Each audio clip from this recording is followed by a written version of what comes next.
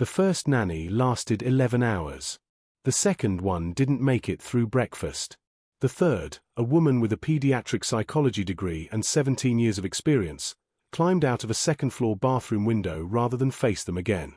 She left her credentials, her jacket, and one heel on the marble floor of the Beck estate. Nobody warned Yemi Adeora about any of this. She showed up on a Tuesday morning carrying a bucket, a mop, and exactly $43 in her checking account. The job listing said housekeeping. The last cleaning crew quit mid-shift, left the mop standing upright in the bucket like a white flag, and called their supervisor from the driveway without looking back. Before them, a pediatric specialist team had packed their equipment in silence and refused the second installment of their fee. Before them, a sleep consultant had lasted 11 days before checking herself into a hotel and simply never returning. Yun Harjuan's triplet sons had been screaming for 4 months, 2 weeks, and 3 days. Adiz Mensah didn't know any of this when the cleaning agency dropped her at the iron gates of the Yun estate on a grey Tuesday morning. She knew the address was wealthy. She'd pressed her uniform twice. She knew the rate was double her usual. She did not know she was walking into a storm that had broken 17 trained professionals before her. The butler, a sharp-eyed older man named Kwon Tisik, opened the door and looked at her cleaning caddy the way a general might look at a butter knife. "Housekeeping," Adiz said simply. He stepped aside. She heard them before she reached the first staircase. 3 distinct cries, layered like a chord with no resolution. Not hunger, not overstimulation, not pain. Something older than all of those. She'd grown up hearing it in hospital wards and broken homes and the thin-walled apartments her mother cycled through. Loneliness. She set down the caddy and walked toward the sound. Kwon Tisik materialized at her shoulder. "The nursery is not on the cleaning schedule." "I know," she said, and kept moving. The nursery was at the end of a hallway that cost more per square foot than her whole apartment building. She pushed open the door. 3 identical faces turned toward her from 3 separate cribs, dark curly hair, warm brown skin, mouths open mid-wail. She stood still for 3 full seconds, reading them. Then she crossed to the first crib. She lifted the boy on the left, the loudest one, tucked him against her chest with the competence of someone who'd held 1,000 infants, and started to hum. The crying stopped in 40 seconds. Not gradually. Like someone had turned a dial. Yun Harjuan stepped into the doorway 30 seconds after that, and he stopped like he'd walked into glass. He was tall and sharp-jawed, with a particular stillness that came not from peace but from the certainty that he could end most problems with a single phone call.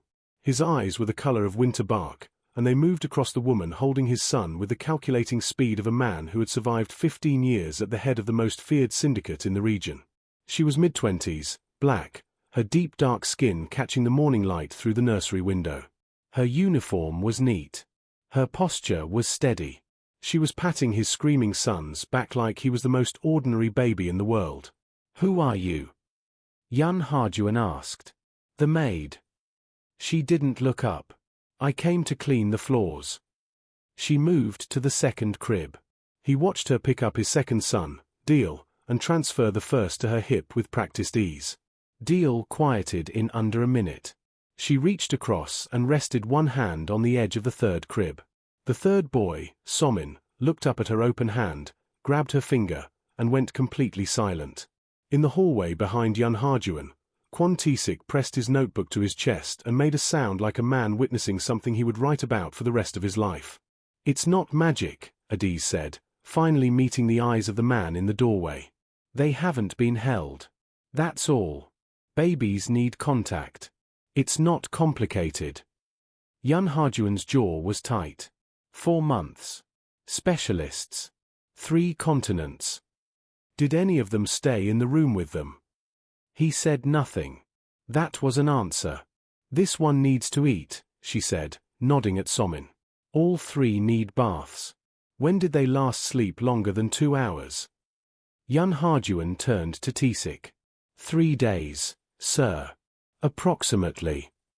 She made a sound in her throat that conveyed everything. "I'll do the floors later. Where's the formula?" She didn't ask permission. She didn't wait for direction. She moved through the nursery like she'd been there her whole life, and Yun Harjuan stood in the doorway watching her with an expression Kwon-taesik had never seen on his employer's face. He opened his notebook and began to write. By evening, the Yun estate was silent. Not the tense, held-breath silence that had occupied the halls for months, but a genuine quiet, the kind that settles over a house like a hand placed on a shoulder. The triplets slept clean, fed, breathing in peaceful unison.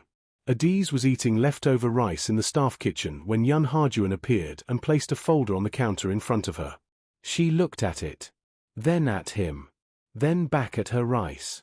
You investigated me. I investigate everyone near my sons. She opened it. Her entire life, organized in typed paragraphs. Her abandoned nursing degree. 4 addresses in 14 months. Her early childhood education credentials. And a name she hadn't spoken aloud in over a year. Emeka Cole.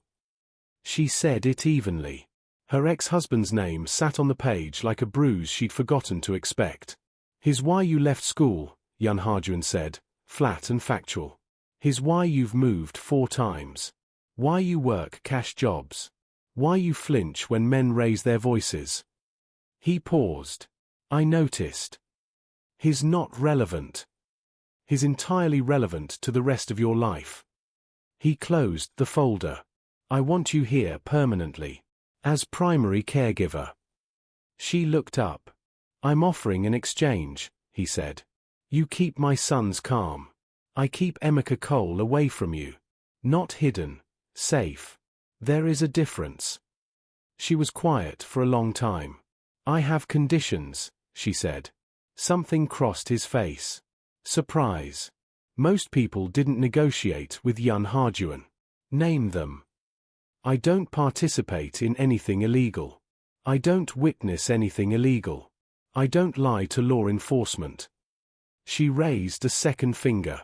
The physician, Dr. Surin something, who looked at me like I was something she scraped off her shoe when I arrived. I don't answer to her. Done. I'm not finished. Third finger. I want to see the medical records from your wife's pregnancy. The temperature in the room dropped. Why? He said. It wasn't a question. Because I've worked with enough infants to recognize neonatal withdrawal, she said quietly. Your sons aren't sick, Mr. Yun. They are detoxing. And I want to know from what. Yun Harjuan went very still. That's a serious accusation. It's a diagnosis. She stood. Your wife was on something during the pregnancy. Something that crossed the placental barrier. Nobody caught it because everyone was searching for disease and not side effect. She shrugged. Fire me if I'm wrong. But I'm not wrong. He stared at her for a long, measuring moment. Then, for the first time in 4 months, Yun Harjuan laughed. Fractured and exhausted and completely, shockingly real. You came to mop floors, he said. I'll still mop them, she said. I'll just save your sons while I do it. He slid the medical records across the counter before she reached the door. She came for the floors. She stayed for the boys. But what she found in those medical records, that's the match that lit everything on fire. She found the truth in the files at midnight. The truth came looking for her 3 weeks later. And the man she'd been running from found her right after that, courtesy of someone inside the walls. The records told a story nobody had wanted to read. Dr. Surin Beck had been the Yun family physician for 7 years. She had delivered the triplets. She had written every prescription. And across the 3rd trimester of a high-risk triplet pregnancy, she had placed Mireille Yun on a rotating cycle of 3 sedatives, each one chosen for its efficiency at crossing the placental barrier. Each one timed to overlap with the next. It was not an accident. Adiz had seen accidents. Accidents looked like one medication, one dosage miscalculation, one misnotation. This was deliberate architecture, drugs layered with the precision of someone who understood exactly what she was building. She closed the files at 1 a.m. and sat in the silence of the kitchen. Heels clicked on the tile. Dr. Surin Beck walked in wearing a silk blouse, her composure immaculate, her smile the kind that cost money to maintain. She looked at Adiz the way expensive people look at inconvenient facts. Promoted from floors to childcare, she said. Quite the climb. The boys respond to me. Adiz didn't look up. Babies respond to anyone who holds them. And yet, the doctor said, no one was holding them. Something in Dr. Beck's eyes sharpened. I've been this family's physician for 7 years. I delivered those boys. I was with Mireille through everything. I know. Adiz finally looked up. I've been reading your prescriptions. Specifically, you had Mrs. Yun on 3 sedatives in her 3rd trimester. Did the pharmacology unit on placental transfer not make it into your curriculum, or was that a deliberate omission? The silence stretched like wire-pulled taut. That's a very technical observation, Dr. Beck said slowly. For someone who cleans toilets. I have many technical observations. Adiz closed the file. Like how these boys should have been on a tapering protocol from birth. Like how 4 months of suffering could have been prevented by someone who actually knew what they were doing. She stood. I already told Mr. Yun what I found. For just a moment, just one unguarded second, something ugly surfaced beneath Dr. Beck's polished surface. You don't know what you're walking into, she said quietly. This house destroys people who think they're untouchable. Adiz turned at the door and looked at her for a long, still moment. I've been destroyed before, Dr. Beck. I kept getting up. She smiled, no warmth in it at all. So you might want to be careful. Because I don't scare easy and I don't bluff. She left. Behind her, Dr. Surin Beck stood in the kitchen and pulled out her private phone with trembling fingers. She made a call. 3 weeks later, Adiz was bathing the triplets when her phone buzzed with a number she didn't recognize. She answered on instinct, one hand steadying Deal in the water. Found you. The voice was slurred. Drunk. Familiar in the way only something you've been running from for 3 years can be familiar. Thought a fancy address meant I couldn't figure it out. Emeka. Her blood went cold. Some doctor called me, he continued. Told me exactly where you sleep. Told me when the gate guards rotate. Her free hand trembled. She forced it still. The line went dead. She lifted Deal from the tub, wrapped him in his towel, and walked to the nursery door. T-sick. The butler appeared instantly. I need to see Mr. Yun. Right now. She found Yun Harjuan in the basement, the part of the house she'd been careful not to ask about. Concrete floors. Reinforced door. A man she didn't recognize restrained to a chair, his lips split open. Yun Harjuan's hands were not clean. He looked up when she entered. You shouldn't be down here. Emeka called me. She kept her voice flat and even. Someone gave him my location. Someone told him when the guard shifts change. He said he's coming. The room went very quiet. Yun Harjuan turned to the man in the chair. Did Dr. Beck contact anyone outside this organization in the last month? The man nodded frantically. She used a private phone. 3 times. I watched her. Yun Harjuan released the man's collar. He turned to face Adiz, and his expression was colder and more absolute than anything she had ever seen in Emeka's worst moments. I told you I would keep you safe, he said. Then prove it. She stepped forward, still holding Deal in his towel. I have a man who put me in the hospital twice promising to finish what he started, and a woman inside your organization who sold me out to him. Either this fortress is real or I need to start running again tonight. He crossed the room to her in 3 strides. Stopped close enough that she had to look up. You are not running, he said. Low, certain, final. I promise you, Emeka Cole will not touch you. Dr. Beck will not touch you. No one will. Because, he stopped. Because why, Harjuan?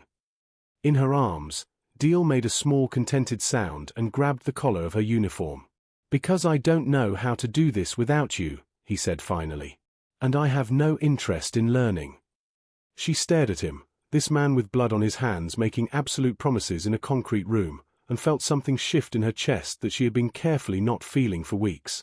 Don't make speeches, she said quietly. Show me. He nodded once. Then he turned back to the man in the chair. "Find Dr. Beck. Tonight." They brought her at 3 a.m. Without her white coat, Dr. Surin Beck looked smaller. Her silk composure was gone. Her makeup was smeared down her cheeks. "Harjuan, I can explain. You contacted a dangerous man," he said. "I still. You gave him her location, her schedule. You used my organization's security against her. I did it for you." She moved toward him, desperate. "She walked in here and suddenly you're looking at her the way you never once looked at me. 6 years. 6 years I stood beside you, kept your secrets, did everything you asked." "What else did you do?" he asked quietly. She stopped. "The sedatives," he said.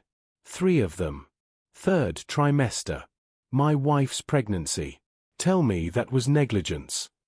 Silence. "She found out what this family really was," the doctor whispered finally. "She was going to take the boys and go to the police. I adjusted the medications. I made sure the delivery would be complicated. I made sure she wouldn't." The room went completely still. Adiz watched Yun Harjuan understand. Watched it move through him like something tearing from the inside. "You killed her," he said. The words were quiet. Almost gentle.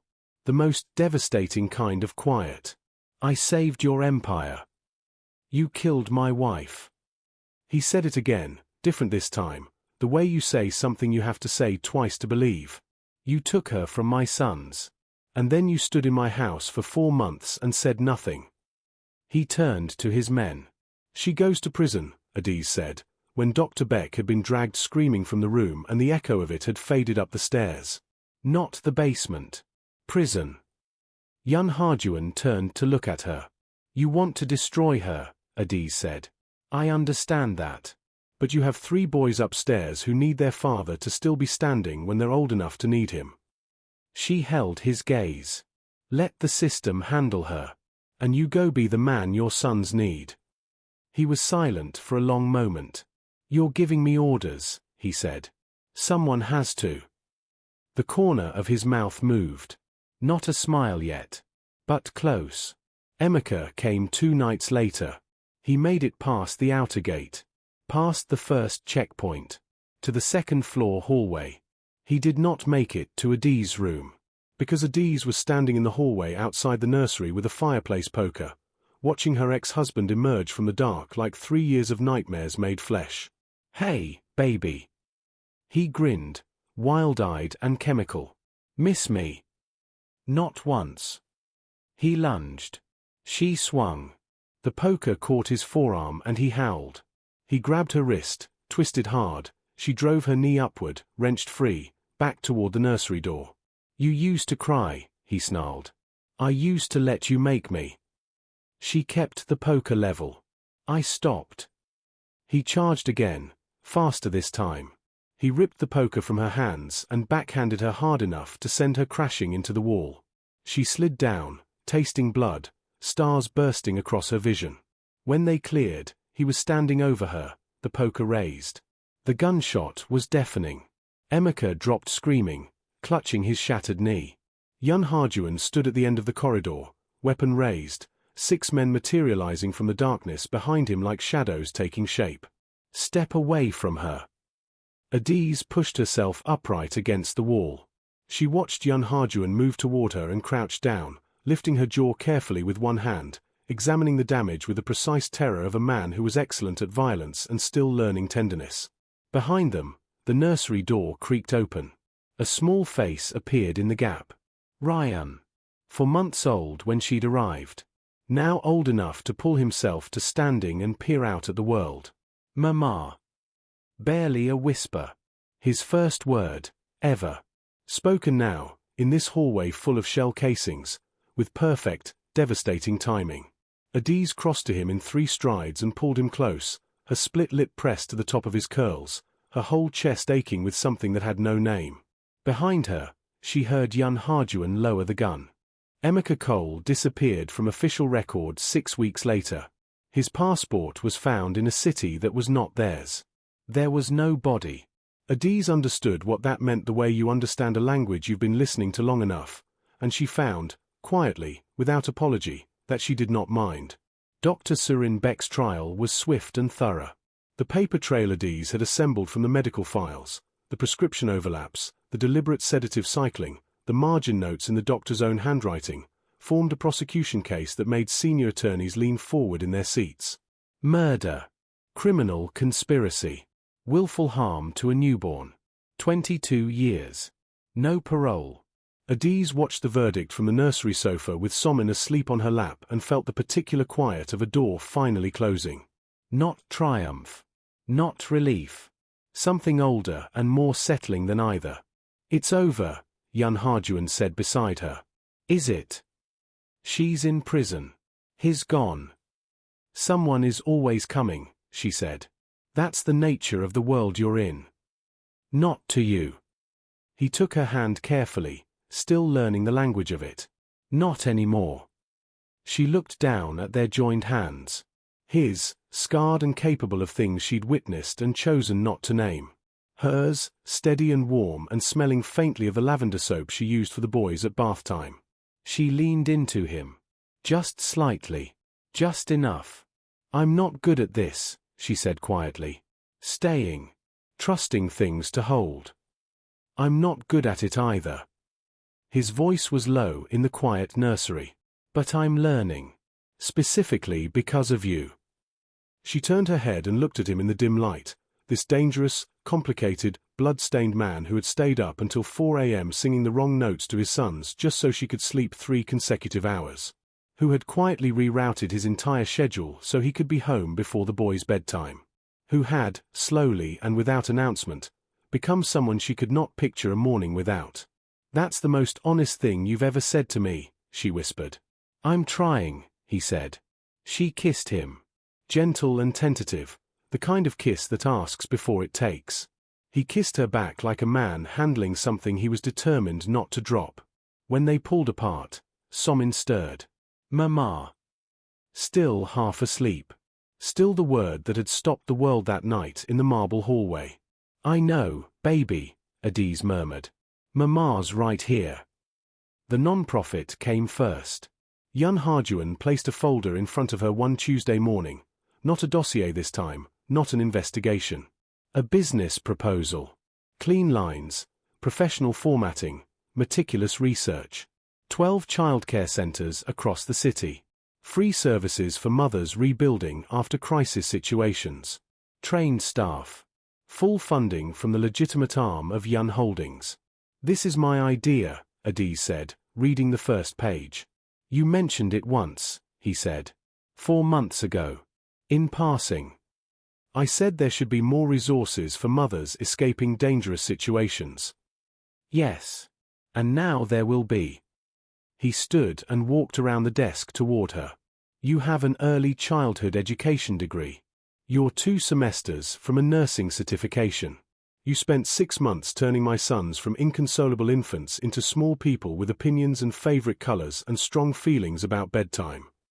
He stopped in front of her. I'm not offering you a job, Adiz. I'm offering you a platform. To do the thing you were always supposed to do. She looked at the folder, then at him. This is you trying to keep me here. This is me trying to deserve you. He took her hand. There's a difference. She laughed, full and unself-conscious. You are absolutely ridiculous. I'm in love with you.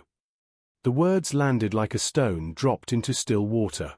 Neither of them had said it before. They'd moved around it, built entire architectures of care around it, shown it in 100 quiet ways. But the words were new. That's the first time, she said. I know. I'm slow. His thumb moved across her knuckles. But I'm sure. She kissed him, certain this time, unhurried. When she pulled back, she said, I'm going to run this network. It's going to be the best operation you've ever funded. And you're going to stay out of my way and let me do it right. Yes, The smile reached his eyes. And I love you. For the record. For the record, she said, I love you too. 2 years later, The conference room held men who did not want to be there.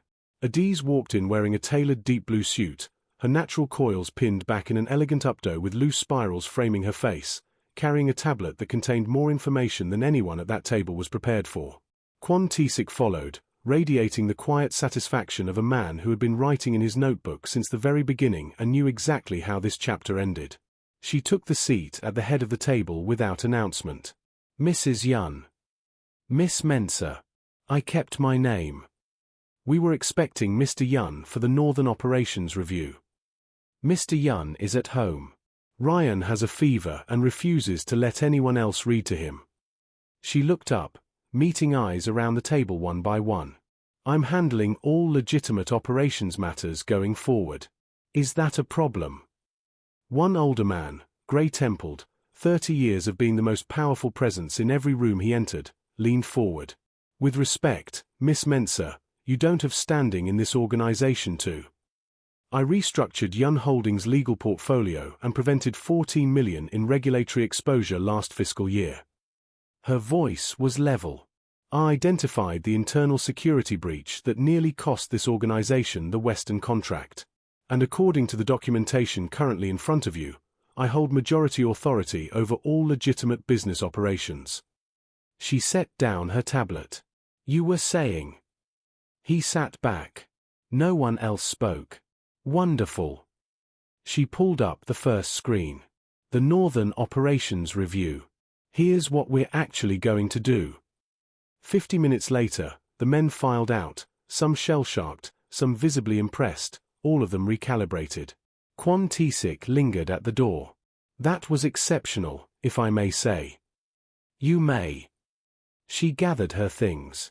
I could have done without Mr. Sean redirecting my first 3 points to the man beside him. But I reminded him that his contract renewal requires my signature. His attention improved considerably after that. Remarkable how that works. She glanced at the old butler. You've been writing in that notebook since the day I arrived. Since before that, actually, he said. Since the morning Mr. Yun sent for everything we had on the new Maid. He tucked the notebook under his arm. I suspected history was being made. I wanted to document it properly. She walked past him toward the door. The master chose well, he said quietly behind her. The master didn't choose, she said. I chose. There's a difference. She heard him smile. 5 years after a grey Tuesday morning and a cleaning caddy and zero expectations, Adiz Mensah stood in the garden of the Yun estate and watched 3 5-year-old boys tear across the grass like small, joyful disasters. Ryan was attempting to scale the garden wall.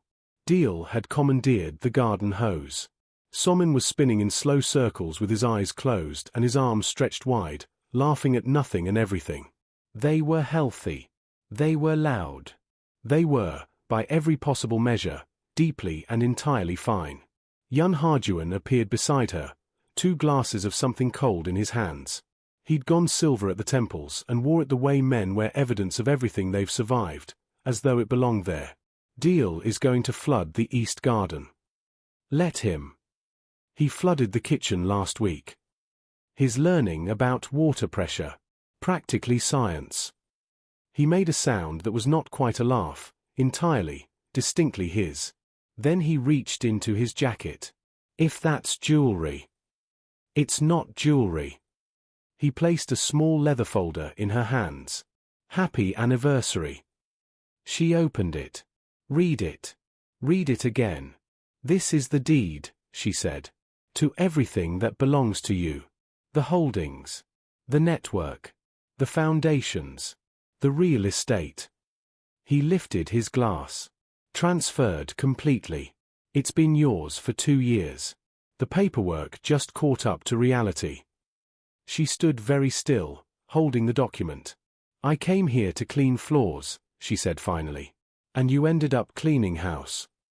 He turned to face her fully, the real smile, the rare one, the one only she and their sons ever saw, moving slow across his face. I'm just a man who was lucky enough that the agency sent you that particular morning. You were terrified of your own sons when I arrived, she said. You held Somin like he was something that could explode. He bit me on the 3rd day.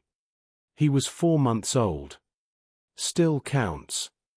She laughed, and he watched her laugh the way he'd watched her from the first morning, like she was a language he had spent his whole life not knowing he needed to learn. He lifted her hand to his lips. "You walked into my house with cleaning supplies," he said quietly, "and you cleared out everything that was rotting in it. Every dark thing. Every broken thing. Everything I didn't have the words to fix." His thumb moved across her knuckles. "All I did was get out of your way."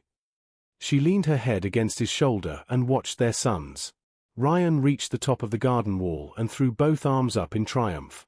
Deal soaked him immediately with the hose. Somin laughed so hard he sat down in the grass. "Mom!"